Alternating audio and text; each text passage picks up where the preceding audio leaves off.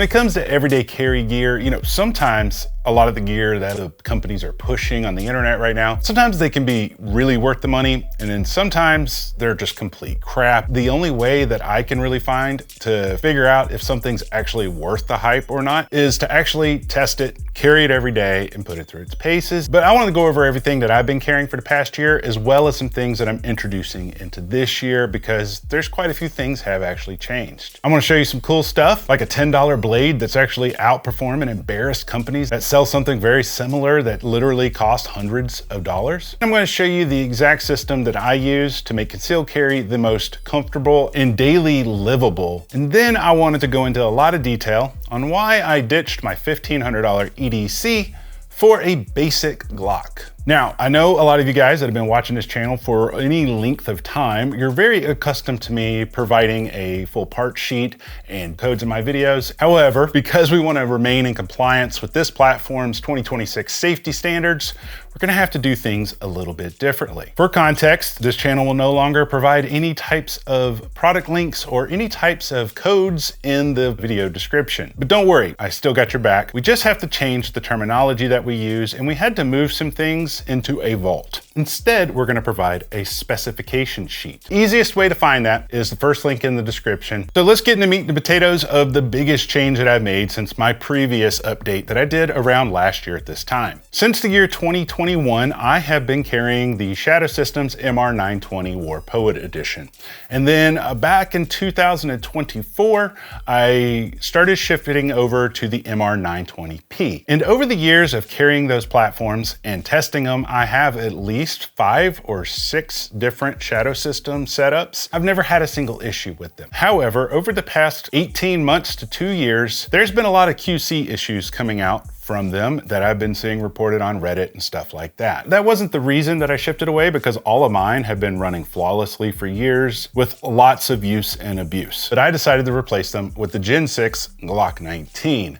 In my previous video, I did a full review and breakdown on all the things that are actually different from the Gen 5 on the new Gen 6. I highly suggest you watch that after this video, because I'm not going to go into all those details in this video. Glock has essentially made some really good changes, at least for me, in regards to their new platform that helped me run that platform much easier, much smoother, and much more confidently than I do with any other EDC setup that I've ever tested before. One of the most important things to me when it comes to an EDC setup is the grip texture and the ergonomics, which is why back in 2021, I switched from OEM Glock to Shadow Systems, but now I'm switching back to OEM Glock because the new Gen 6 grip texture and ergonomics, at least for me in my hand, feel amazing. The only other types of textures that I felt that come close are custom stippled textures. I also really like that they upgraded the optics platform from the original MOS system. Not going to go into all the details, but I like it and it works well. And because the Gen 6 Glock is so good out of the box, I didn't feel that I needed to run a $1,500 clone anymore. However, with most EDC setups that I've carried over the years, there's always 1 or 2 tweaks that I need to make to it in order for me to be the most comfortable with it at the range and in daily carry. And so I've done 5 enhancements to mine that I'm going to show you more detail about here in a little bit. But first, let's get to my actual retention setup and how I conceal this. So when it comes to EDC concealing, I found that the best way to make it the most comfortable and the most concealable is you really have to balance out the geometry and the weight distribution of the platform. And the best way to do that is to get a decent EDC belt that's actually designed for this. Over the years, I've tested a ton of different ones, and in the past years, most of your best EDC belts were very rigid, and they would hold up the platform and prevent it from sagging and pulling your pants down. The biggest downside to belts like that, however, is because they're so rigid, when you stand up and sit down, the belt becomes really tight and starts digging into your lower back, or starts digging into your abdomen, or pushes the holster really close into you. So the best way to kind of make it more comfortable is to actually have a way to let out your belt. And so a few years ago, I switched over to Next Belt with their Appendix EDC belts. So the biggest thing that I like about it is the little button on the front. So when I sit down, I can simply press that button and allow my belt to expand when I need to sit in the vehicle or something like that. And then when I stand up, if I need to retighten it more, I can essentially just push it together really quick and it's good to go. However, as you guys saw in last year's EDC update, I have primarily switched over to the Tier 1 concealed EDC belt, also known as the Hunter Constantine EDC belt. They're essentially the same belt. Thing that I like about this belt is it's rigid in the front when you're gonna appendix carry. However, it's very elastic and stretchy from your outer hips all the way to the back. And that's important whenever you are standing and sitting. Your body can be dynamic with it, and your belt never digs into your body and your holster never digs into your body. However, that's only half the equation, because if you don't have the right holster setup and the right settings on the holster, concealed carry is still not gonna be comfortable and you're still not gonna like it very much. And that's why we need to cover holsters and the settings on the holster. So as of right now, I actually have two different EDC setups. I'll actually cover the other one aside from the Gen 6 here in a minute. But first, let's get into the holsters. So over the years, I've tried many different holsters. Back in 2018, I started trying out Tier 1 concealed, fell in love with them, and I've been with them ever since. Honestly, there is a lot of great holsters out there. Please don't take this video as me telling you that you have to get Tier 1, because there's a lot of great ones. These have just been what worked great for me. Now, although it doesn't matter to me if you choose Tier 1 or anyone else, I want to let you know we do have a good incentive for them and nobody else has it. So all that information will be available over at the spec sheet if you want to check that out. So typically when I choose a holster setup, the brand doesn't matter to me as much as the features. So the first one that I've loved over the years is this one. These are the Axis Elite holsters. I like these because they have the sidecar that can also be removed. And I like that the sidecar is actually flexible so that it moves with your body when you're trying to stand and sit and stuff like that. Now, one of the best ways to make your holster the most comfortable for you is, number one, you might need to raise your clips up. When you raise your clips up, it drops the system further down into your pants. The reason that I did that, when I first got into this appendix carry, I felt like that the system was gonna fall out over my belt line. And I noticed when I raised the clips and dropped it down just about a ½ inch or so, it felt incredibly secure. The other thing that I look for is not just a concealment wing. If you're not aware of these push against your belt line, push the entire grip further into your abdomen so that it conceals better. And then on this one, they also have a little bump on this side that accomplishes the same thing. For me personally, I like holsters that are open on the bottom. Some holsters actually seal up the bottom. I don't mind it for the most part, but if I can, I want it to be open, and this is why. If you ever had a platform that has a longer threaded barrel or some kind of comp on it, if it's sealed at the bottom, you won't be able to use it. The other thing that it allows is, especially with Glock platforms, like if you had a Glock 26 holster with an open end, any other Glock would fit it. And then the muzzle would just stick through if you needed it to. I just feel like having an open end gives you just much more versatility and makes it a lot more user-friendly. I then switched over to this guy, which is very similar to that of the Axis Elite. The only difference is this sidecar, and they give you this nice little panel here, and this gives you a lot more versatility with how your magazine carrier is set up and angled. So you can raise this up a lot, you can lower it a lot, you can cant it a lot.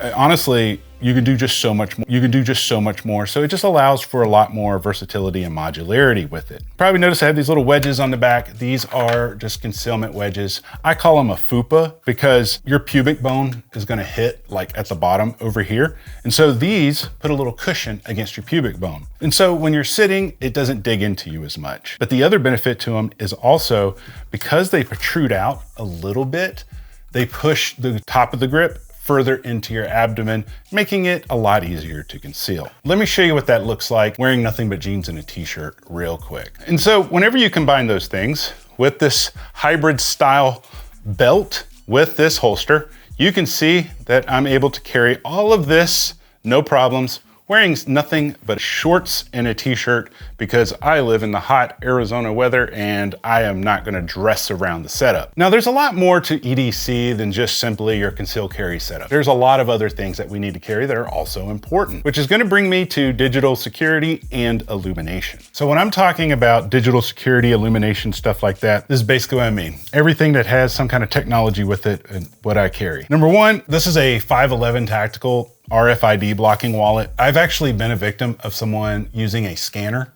to actually steal a credit card out of my wallet a few years back. The RFID shielding in it, it won't happen to you anymore. This just happens to be 511. I like it, but there's many different types that I'll have info about over in the spec sheet. I'm not gonna open it up because I don't need you seeing my ID, but I'm a fan of standard bifold back pocket wallets. I'm not really into the front pocket wallets because I have enough in there as it is. When it comes to flashlights, I actually have 4 different flashlights that I can carry on me at any given time. The first one, I went over this last year. It's called the Loop Gear SK05. This is not one that I carry on a daily basis. This is one that I take on bike rides or when I go on walks at night. This thing is incredibly bright. I forgot all the tech specs to it, but it's thousands of lumens. It has all these different modes to it. You have more of a widespread output and you have more of a hot beam.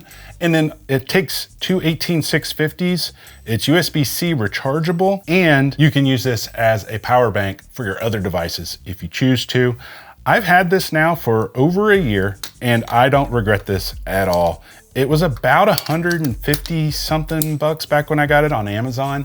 I don't know what they run nowadays. It uses this little dial right here to change your modes, and then you have a lockout so it won't turn on in your pocket. But this has been really good, especially when I go on night walks. The second one, this is the one that gets the most use, is the Streamlight Wedge. I think it's the Wedge XT. They have them in a couple different colors. I got mine in the tan. I think they also have it in black. What I like about it is I like the flat design instead of the round. It fits in your pocket better. It has USB-C rechargeable. And then I like that it has a tail switch. I forget the lumen output. I'll put it on the screen, but essentially if you press it once, it's on the low mode. If you press and hold, it's momentary. And then if you double tap, it goes into high mode. And then if you double tap and hold, you can get high mode momentary. Works really well. The battery life's insane. I carry it all the time, but I don't have to use it as often because of my next piece of technology. So this is the Garmin Tactics 8. I've had this for exactly 14 months now. I got it when it first came out and I didn't know if it would be worth it or not. You know, these, depending on where you get them, I'll have info and incentives over at the spec sheet, but these can range from anywhere from about 1,200 to 1,500.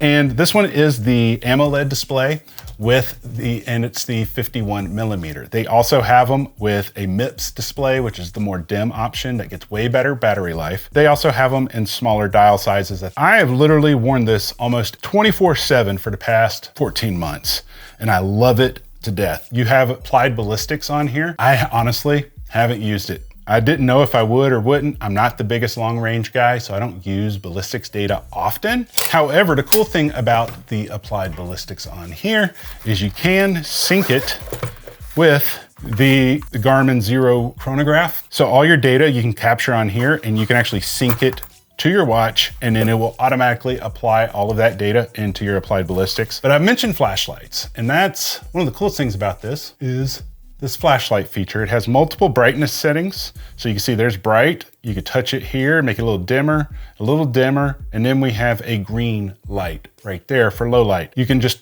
double press on one of the buttons to turn it on and off. This has been the most handy flashlight that I've ever had in the world. And I know there's other watches out there that are cheaper that have a flashlight, but it's almost like a headlamp for your wrist. Like whenever my baby is like crying in the middle of the night, I'll actually just turn that light on the lowest setting and I can change his diaper without turning on any lights in the bedroom and disturbing other people sleeping. So been great. I use it for tracking exercises. It's been great. For battery life, it really depends on how often you're tracking your exercise workouts. So if you work out, 5 days a week, your battery life is gonna probably be about 12 days, at least on the AMOLED version. If you only work out like a couple times a week, it's gonna last you about 23, 24 days, especially if you have it set where it blacks out when you're not looking at it. If you have it on always on, that'll go down. But I've been averaging 26 days of battery life between charges, as compared to like Apple Watches and Galaxy Watches, where you gotta charge them every 2 to 3 days. I think it's worth it for me. However, I would say if you're not gonna use applied ballistics, just get the Phoenix, the Garmin Phoenix watch. They're a couple $100 cheaper. They almost look identical. They work great. On mine, I will note, you'll notice the screen is not shiny, and that's because I have a matte screen protector on it. I'll have all the info for that screen protector in this watch over at the spec sheet if you want to check that out. For my phone, I'm using the S24 Ultra. Haven't needed to upgrade. I also have a matte screen protector on here because I hate reflections. Something very new is the phone case. This is a phone case that I designed that I sell on the Fourth Wall page. I'll have info in the description for it. But it's like my own little shop. I don't actually ship orders. I just designed it in a designer, and then Fourth Wall actually creates them and ships them. But I did a little topographic map with a little bit of orange in there. I'm looking at the camera, it looks purple. It's not purple, I promise. But these are available for all Samsung models as well as all iPhone models.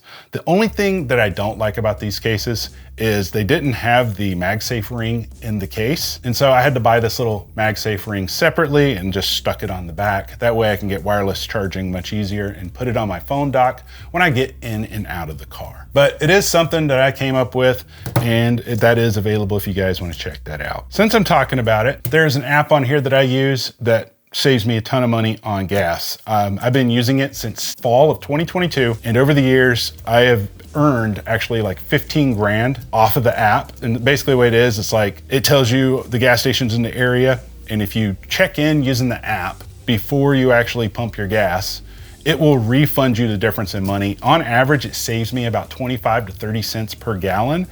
And so that's actually been a big benefit to me. I'm not gonna really go into the app and stuff, but I'll have a link for that in the description or over at the specs list as well.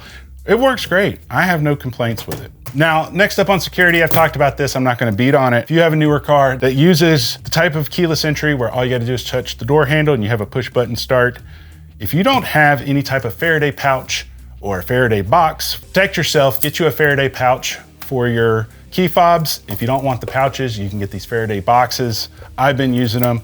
They work great. Now, when it comes to EDC blades, I tend to lean on two ends of the spectrum. I either get something that is kind of expensive, meaning a couple $100, or I get something that's like dirt cheap. And over the past couple of years, the dirt cheap stuff has been performing really well compared to previous years. I gotta be honest, I've been blown away with them. Let me just show you what they are real quick. I'll start on the left because it's not a knife. This is the Ridge Wallet Key Organizer. I used to use the other versions. I forgot the companies. Anyways, I used to use other ones. I like this one the best. It doesn't have to be Ridge. I just like the fact that it folds over on one side. You only got one screw to worry about. It works great. For my knives, starting on the left, this is the Walmart Ozark Trail. I forgot what it's called. It is their answer to the Benchmade Bug Out, I believe it is. These are only like 10 bucks at Walmart. They come in a bunch of different colors if you can find the colors in stock. They made of a D2 steel. Obviously they're made in China, but I've seen multiple videos on YouTube from different creators who have made torture tests with these versus the Bug Out, and in some aspects, this outperformed and straight up embarrassed the Bug Out. I'm not saying to not get a Bug Out. I'm not saying to get this, but when these are 10 bucks and Bug Outs are a couple hundred, why not get that? These two here in the middle are Civivi knives. I think this is the Mini Praxis. I've been using this one for a few years now. This is typically the one I grab the most because it's the smallest and the lightest weight and doesn't take up a lot of room in the pocket. But the second one that I grab the most is this one. This is the Civivi X1. I like the Wharncliffe blades. I'm a big fan. But they work great. They're easy to sharpen, the blade steel's good, and they're super affordable. Now, a newer one that I was kind of iffy about is this guy. This is from a company called Artisan Cutlery. I'll have info at the spec sheet, but this is their mini version. I forgot what it's called. I'll put it on the screen for you. I ordered it about a year ago. I don't carry it as often, but I do carry it. It's just this really unique, beefy blade. I mean, if we could Praxis, I mean, in length, they're about the same size, but in like girth, this thing is huge. It's got a really strong pocket clip. And I will say that is a con about these Civivis. Their pocket clips, if you catch them on a seatbelt or something, they'll get yanked out and then they won't go back unless you physically remove them and bend them back. This one, no issues with this pocket clip, no issues with the Ozark Trail pocket clip. This thing's really strong as well. Now, one of the reasons I don't carry this more often is because it's a little bit heavy and chunky. I only carry this whenever I'm wearing jeans because the jeans tend to keep this thing from flopping around. But when I'm wearing board shorts or something like that, you can't carry it. I mean, you could carry this, but it's not gonna be as comfortable because it's just gonna flop around and get in the way.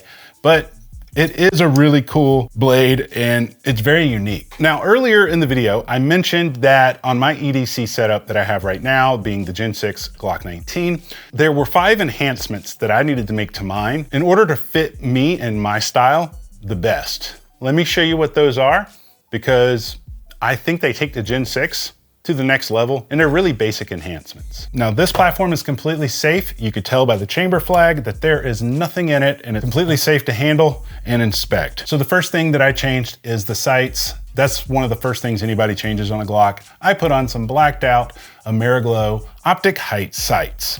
For the optic, this is actually the Gideon Mini Valor. It is a 507K shield sights type footprint. It is enclosed, and let's see if we can see the dot. And this one is just a simple red dot. I don't think you guys can see it. There it is. It looks huge because of the way the focus is. This is a very affordable enclosed optic. I forget exactly what they are, but I do have incentives for the general public as well as the fourth wall members. And this plate that I'm using for it is called the dog tag. And the dog tag is really cool because it does a couple things. Number one, it protects your glass of your optic by preventing shell casings from flying up and cracking it. I've had that happen in the past on other dots. And then two, if you have, let's say like an M&P that has the chamber indicator in the top of the barrel where it has the notch cut out, that will actually shoot carbon up onto your optic. This actually blocks that carbon. A lot of M&P guys absolutely love these things. I'll have info about that at the spec sheet so you can learn more information about it. So that's the first things that I did. Second thing I did is the Apex. Now, when it comes to something that I'm gonna trust my life with, I pick my enhancements very carefully. There's only right now 2 triggers that I trust for a type of EDC setup. Number 1 is Apex Tactical, and number 2 is going to be Overwatch Precision. They're the only 2, and here's the reason why. They're the only 2 to my knowledge right now. This may have changed in recent years, but maybe it didn't. They're the only companies I know of that are actually approved for law enforcement across multiple law enforcement agencies across the United States. If you know of anything different, let me know in the comments. So I always go with Apex Tactical or Overwatch Precision. I always like to use a magwell, not because I'm worried about the funnel or anything, but the most important thing to me is the grip. And I like having some kind of lip on the front that really tightens my grip up a lot more. This is a Zev Pro Gen 5 magwell, but it also fits the Gen 6. And then right here we had the Enforce Wild One Light. Main reason I like these is I love the paddles. I like them a lot more than I like the switches on the TLR7s. I love the TLR7s, but I like the switches on the Enforce better, and that's just my personal opinion. Now, you probably noticed when we were looking at the holster, these fellows right here, these are my grip extensions. These add a little bit of extra length to the grip so that I can handle it a lot more safely.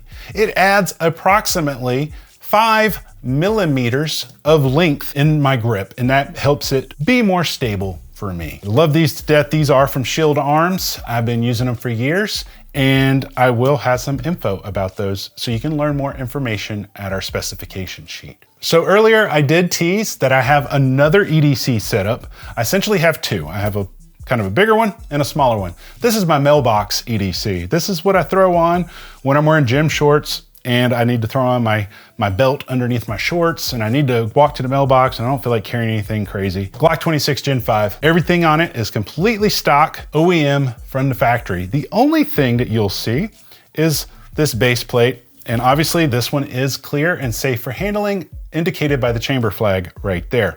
This is called a G plate. Love it to death. Essentially what it does is it gives you a place to hold your pinky, and it makes the grip so much more stable and so much easier when you're actually running this at the range. And on this one, I also used the same grip extension that gives you more of a full size grip. It also adds about 5 millimeters of extra length to the capacity. That way, when you're trying to grip it, it's just much more ergonomic for you. If you catch my drift. Sorry I have to speak like that. That is part of the 2026 safety standards. Now, when it comes to concealed carry cartridges that I like to carry, I typically stick to Federal HST 124. One of the biggest reasons that I stick with that is they tend to be the most consistent with their ballistics testing that I've observed over the years. They tend to be the most consistent in their expansion and things like that. That's one of the reasons why I trust that cartridge the most. at least right now. Now, something else that's kind of important is, I know some of you guys know about it and some of you don't, but I created this Notion dashboard that you guys can pick up if you want. I'll have a link below. But one of the reasons why I created this was for like insurance purposes, because apparently if your house burns down or there's a flood and all of your tactical gear gets destroyed, if it's worth over a certain amount, insurance will not cover it unless you have a verified inventory ledger of every single thing. At first I wrote it all down in the notebook, and then I thought, well, what if the notebook gets burned down in the house? So I figured out a way that made it where you could put it on a cloud, you could put it in a secure, password protected, encrypted PDF if you choose, or you could put it into a basic Excel spreadsheet and encrypt it. And so it's called T.A.M.S. I call it Tactical Asset Management System. It is something that I personally created that I do have available over on my fourth wall page, but it's really cool because I have a place where not only can you put all of your assets and list all that out, but there's also a place where you can keep a detailed ledger of all of your ammo. It also creates a tally on the home page of this dashboard, and whenever you add or subtract from your table, it will automatically change the dashboard on how much ammo you have left. I also have one for swapping out batteries on your optics. That way you never forget to swap out batteries. It's just something I wanted to mention in case it's something that you guys are wanting to check out that might solve a problem for you. So a little shameless plug for that. I want to know something from you. What is some EDC gear that you've discovered in the past 12 months that you felt like, how did I go my entire life without using this? I'd love to hear your feedback down in the comments section below. And if you like this video and want to know more about the Gen 6 platform, go check out this video right here because I go into more detail than almost any other video on YouTube, at least at the time of publishing it. There might be some out now. Until next time, I love you. You guys stay sexy.